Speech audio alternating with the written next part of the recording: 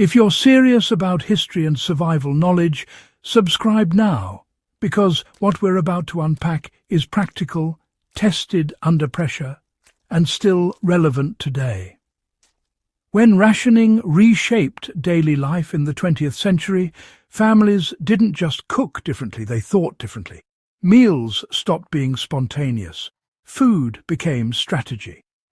In this guide, I want to walk you through how ordinary households planned weeks ahead under strict rationing, not in theory, but in practice, and how you can still apply these methods today if systems ever tighten again. What most people miss about rationing is that it wasn't only about scarcity. It was about control, predictability, and discipline.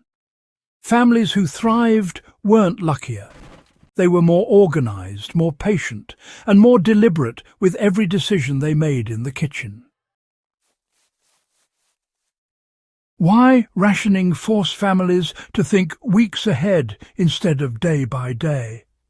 Rationing systems during wartime limited not just quantities, but timing. You couldn't buy food whenever you wanted, even if you had money. Coupons, points, and weekly allowances meant families had to stretch supplies across fixed periods. If you wasted food early in the week, you went hungry later. That reality forced households to think in blocks of time rather than individual meals.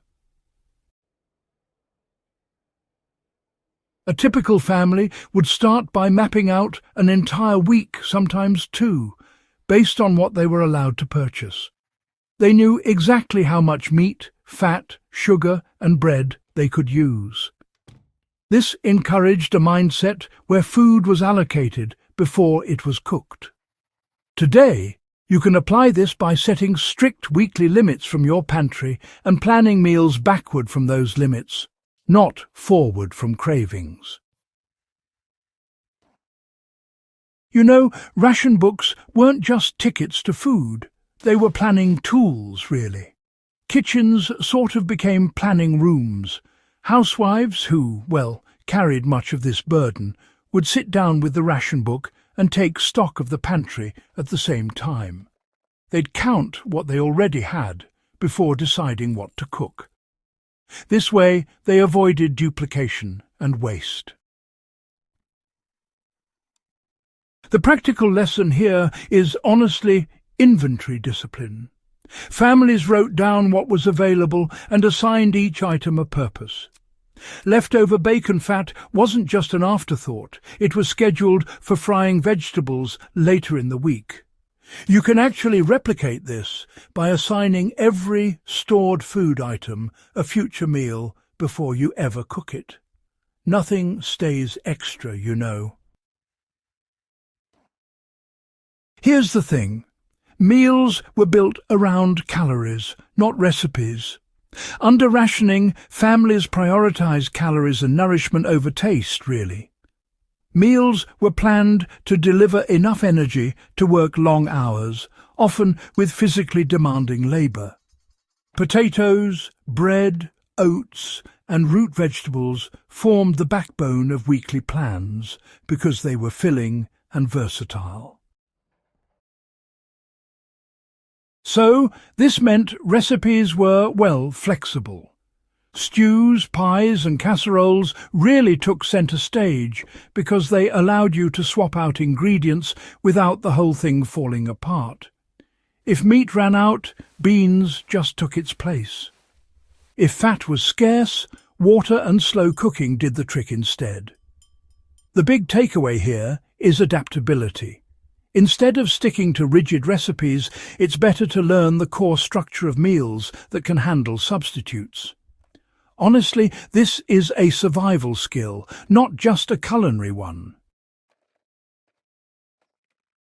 Leftovers, weren't just a happy accident. They were deliberately engineered. One of the most overlooked skills of ration-era families was making intentional leftovers. Sunday meals, for example, were planned to produce extra, which could then be repurposed over the next several days. A roast wasn't just one dinner. It became cold slices, then hash, and finally broth. Planning meals this way did more than save food. It reduced fuel use and, well, decision fatigue. Families already knew what Monday's meal would be before Sunday's was even cooked. You can try this yourself by cooking larger base components and giving them different roles across several meals. This approach cuts down on the need for fresh supplies and really helps stretch those limited resources. You know, weekly meal schedules really did a lot to reduce stress and waste back in the day. Decision-making under scarcity, well, it's just plain exhausting. So families found a way around it by sticking to fixed weekly schedules. Certain days always meant certain types of meals, and that predictability, it eased a lot of anxiety and made sure rations were used in a balanced way. For instance, meat-heavy meals might be saved for workdays, while weekends were often set aside for meatless meals. This wasn't just about tradition for tradition's sake, it was proper resource management. Even now, setting fixed food rhythms can help reduce overspending and improve how prepared you feel, especially when supplies might be a bit uncertain.